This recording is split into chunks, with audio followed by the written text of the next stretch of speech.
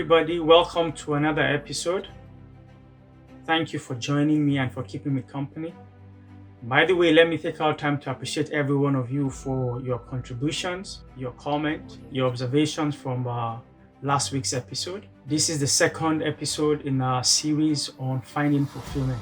Today, we'll be considering the subject matter, managing expectations, and how it relates to finding fulfillment in life. To begin with, last week we agreed that fulfillment is the achievement of something desired, promised, or predicted. In my own special way, I define fulfillment as the awareness, the pursuit, and the realization of your essence, as described by the conscious and subconscious interactions of your inspirations and aspirations. What is expectations? Expectations, according to Collins Dictionary, is the strong hope or belief that something will happen or that you will get something you've always wanted. Now, expectations can be internally generated or reinforced, or they may be externally promoted or even foisted on your person. Now, wherever the expectations come from, it could either serve to inspire, or on the other hand, it could serve to overwhelm or depress. Now, at the heart of fulfillment is the ability to define and redefine realistic expectations. The attainment of expectations are landmarks on the journey of fulfillment.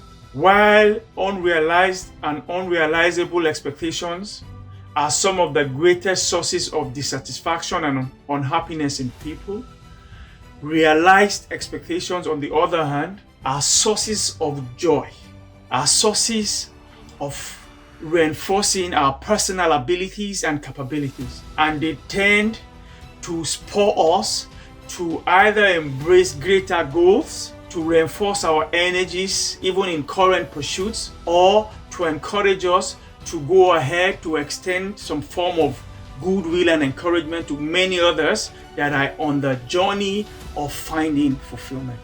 Now, as earlier established, expectations can be desires that are personally entertained or considerations that are externally reinforced. Either way, the beauty with expectations is that they tend to give us a more optimistic view of tomorrow. Expectations endear us, propel us, and encourage us to look out for better outcomes, to look forward to broader horizons, to anticipate a future that is enviable and most likely even better than our present realities.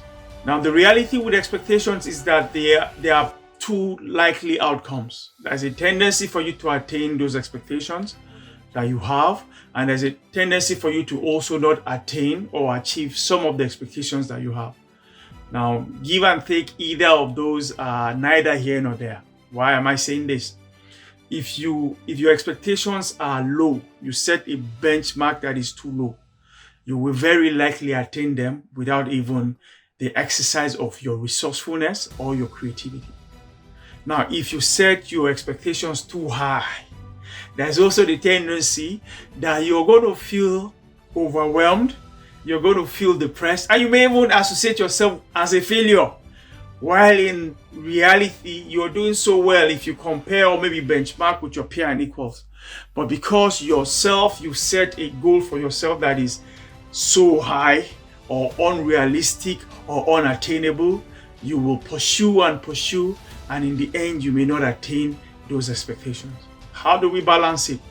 The first is to establish per time what is necessary, what is at the core of your essence, and what you should chase after. Now, the second thing with establishing what is relevant or otherwise is to weigh per time the opportunity cost that chasing after those expectations will entail. Sometimes you're not achieving your expectations or your goals because they may require some little bit of more input, some little bit of time, additional resourcefulness, some bit of additional preparation along the way. And with time, once you factor in all of these necessities, you end up achieving that expectation. Now, with the passage of time, you have to reassess, review those milestones that you had set for yourself previously. Everything that you attain, you tick off. And those that are still in the offing, you reassess, review, and then you inspire yourself. You inspire yourself to go after them. Why? Because in the heart of fulfillment is the attainment of our expectations. Remember, every expectation that is valid, that is central to the core of your being, and is yet to be attained, is the burden, or translates to the burden of hope, or to the burden of an unmet expectation. To be content in life is to get almost every, or attain or achieve almost every expectation that is necessary for yourself as defined by fulfillment. Thank you for keeping time with me. I look forward to seeing you again next week.